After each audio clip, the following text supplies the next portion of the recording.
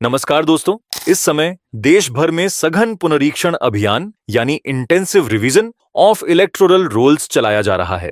इस अभियान के तहत हर नागरिक से उनके मतदाता पहचान पत्र से जुड़ी जानकारी और नागरिकता से जुड़े दस्तावेज मांगे जा रहे हैं। ऐसे में बहुत सारे लोगों के सामने बड़ी समस्या खड़ी हो गई है क्योंकि उनके पास जरूरी डॉक्यूमेंट्स की कमी है। इसी बीच सुप्रीम कोर्ट का एक बड़ा आदेश सामने आया है जो ऐसे लोगों के लिए बेहद राहत भरा है।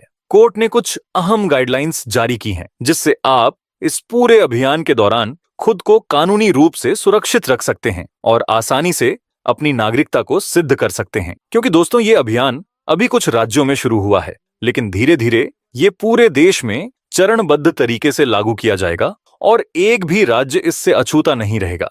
ऐसे में अगर आपके पास जरूरी दस्तावेज नहीं है या आप असमंजस में हैं कि कौन से कागज आपके लिए जरूरी हैं, क्योंकि कई सारे सोशल मीडिया से गलत खबर फैलाई जा रही है कि आधार कार्ड या पैन कार्ड आपके पास हैं तो आप इनसे नागरिकता साबित कर सकते हैं। लेकिन दोस्तों, मैं आपको पहले ही चेता दूं कि यह दस्तावेज सिर्फ सहायक है, नागरिकता का प्रमाण नहीं। तो आज के इस वीडियो में हम आपको बताएंगे वो सभी जरूरी डॉक्यूमेंट्स जिनकी जरूरत पड़ेगी और वो आसान तरीका जिससे आप अपनी नागरिकता को आसानी से साबित कर सकेंगे। लेकिन दोस्तों, उससे पहले अगर आप चैनल पर नए हैं तो वीडियो को लाइक और चैनल को सब्सक्राइब जरूर कर लें ताकि समय समय पर आपको ऐसी जानकारी मिलती रहे। तो चलिए जानते हैं विस्तार से। तो चलिए दोस्तों, अब बात करते हैं कि आखिर वो सुप्रीम कोर्ट की गाइडलाइन क्या है और आप इन सारी परेशानियों से कैसे बच सकते हैं। दोस्तों, हाल ही में चुनाव आयोग ने सुप्रीम कोर्ट को एक बड़ी बात बताई है। चुनाव आयोग का कहना है कि नागरिकता साबित करने के लिए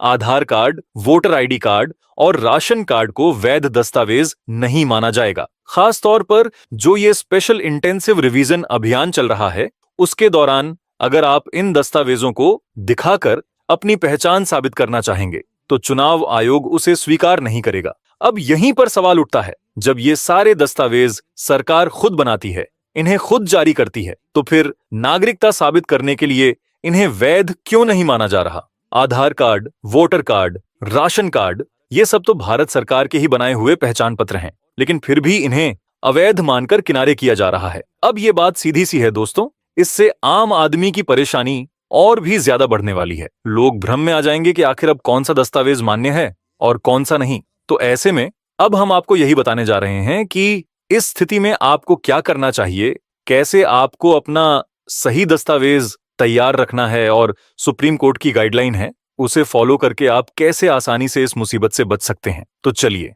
अब आपको बताते हैं उन जरूरी दस्तावेजों के बारे में जो सुप्रीम कोर्ट ने मान्य माने हैं और जिनके आधार पर आप बिना किसी टेंशन के अपनी नागरिकता को सिद्ध कर पाएंगे। तो चलिए दोस्तों, अब जान लेते हैं कि आखिर कौन कौन से दस्तावेज ऐसे हैं जिन्हें सुप्रीम कोर्ट ने नागरिकता साबित करने के लिए वैध माना है और जिनके आधार पर आप आसानी से इस परेशानी से बच सकते हैं। अब सबसे पहले तो यहां चुनाव आयोग ने और सुप्रीम कोर्ट ने ये एकदम क्लियर कर दिया है कि आधार कार्ड सिर्फ एक पहचान प्रमाण है, नागरिकता का नहीं। यानी आधार कार्ड से आप सिर्फ अपनी पहचान बता सकते हैं, लेकिन यह ये साबित नहीं करता कि आप भारत के नागरिक हैं। अब देखिए, इससे बड़ा उलझाव और क्या होगा। सरकार खुद आधार कार्ड बनवाती है और फिर कहती है कि इससे नागरिकता नहीं मानी जाएगी। अगला बात करें राशन कार्ड की, तो यहां बोला जा रहा है कि इसमें तो फर्जीवाड़े की संभावना सबसे ज्यादा है। मतलब कई लोगों के पास एक से ज्यादा कार्ड हैं या किसी और के नाम पर बने हुए हैं,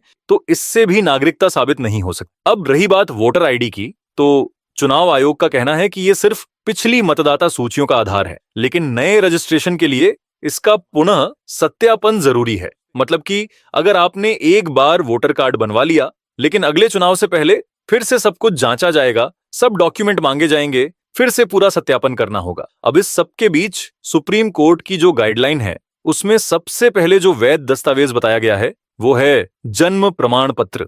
जी हां, अगर आपका जन्म प्रमाण पत्र भारत में जन्म और मृत्यु पंजीकरण अधिनियम 1969 के तहत बना हुआ है तो ये आपके जन्म स्थान और तिथि को प्रमाणित करता है और ये भारतीय नागरिकता का एक मजबूत आधार माना गया है। यानी पहला दस्तावेज तो हो गया बर्थ सर्टिफिकेट। अब दूसरा दस्तावेज है वह है भारतीय पासपोर्ट। जी हां, अगर आपके पास भारत सरकार द्वारा जारी किया गया वैध पासपोर्ट है तो ये भी सीधा सीधा आपके भारतीय नागरिक होने का प्रमाण है। इसमें कुछ भी उलझाने वाली बात नहीं है। अब बात करते हैं तीसरे सबसे महत्वपूर्ण दस्तावेज की, जो कि है नागरिकता प्रमाण पत्र यानी सर्टिफिकेट ऑफ सिटीजनशिप। तो अगर आपने नागरिकता अधिनियम 1550 के तहत भारतीय नागरिकता प्राप्त की है तो आपके पास ये सर्टिफिकेट होना चाहिए। अब यह किसके आधार पर बनता है? तो देखिए, कुछ मामलों में ये आपके माता पिता या दादा दादी के भारतीय नागरिक होने के प्रमाण पर निर्भर करता है, खासकर अगर उनका जन्म अविभाजित भारत में हुआ था,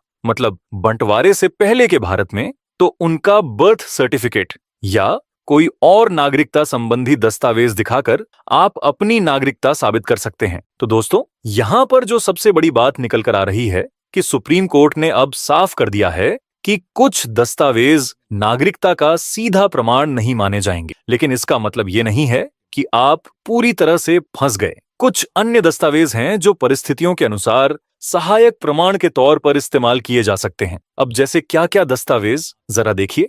अगर आपके पास जमीन या प्रॉपर्टी से जुड़े कोई रिकॉर्ड हैं तो वो चल सकते हैं। आपके स्कूल या कॉलेज के सर्टिफिकेट, बोर्ड या यूनिवर्सिटी द्वारा जारी कोई दस्तावेज, बैंक, LIC या पोस्ट ऑफिस का रिकॉर्ड, या फिर अगर आपने कभी सरकारी नौकरी की है या सरकारी उपक्रमों में काम किया है तो उससे जुड़ा कोई दस्तावेज, तो ये सब भी सहायक प्रमाण के तौर पर माने जा सकते हैं। दोस्तों, इस फैसले को लेकर मैं अपनी राय भी आपके सामने रखना चाहूंगा कि Aadhaar card, voter card, ration card, ये सब तो खुद भारत सरकार बनाती है और फिर कहती है कि इन्हें हम नागरिकता का प्रमाण नहीं मानेंगे। तो ये सीधा सीधा लोगों को उलझाने का काम कर रहा है। अब गांव में या छोटे शहरों में हर किसी के पास इतने डॉक्यूमेंट कहां से होंगे, और जब जांच टीम आपके दरवाजे पर आएगी तो लोग घबरा जाएंगे कि अब क्या दिखाएं। तो दोस्तों, इसलिए हम यही समझाना चाह रहे हैं कि आप पहले से तैयार रहिए। अगर आपके पास वो दस्तावेज नहीं है जो सीधे तौर पर मान्य नहीं माने जा रहे, तो कम से कम सहायक दस्तावेज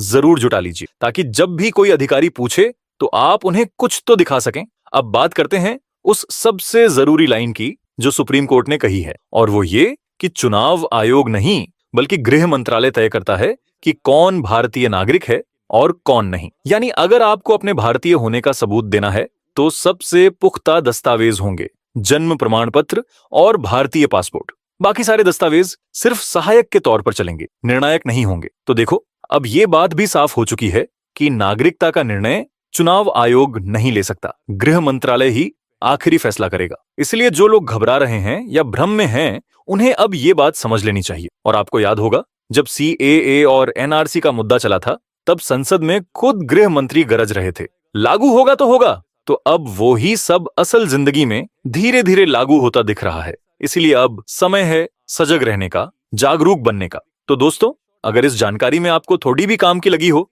तो अपने परिजनों और मित्रों तक भी इस वीडियो को पहुंचाइए और कमेंट में अपनी राय जरूर रखें। मैं राहुल मिलता हूं आपसे अगली नई वीडियो में। तब तक के लिए धन्यवाद।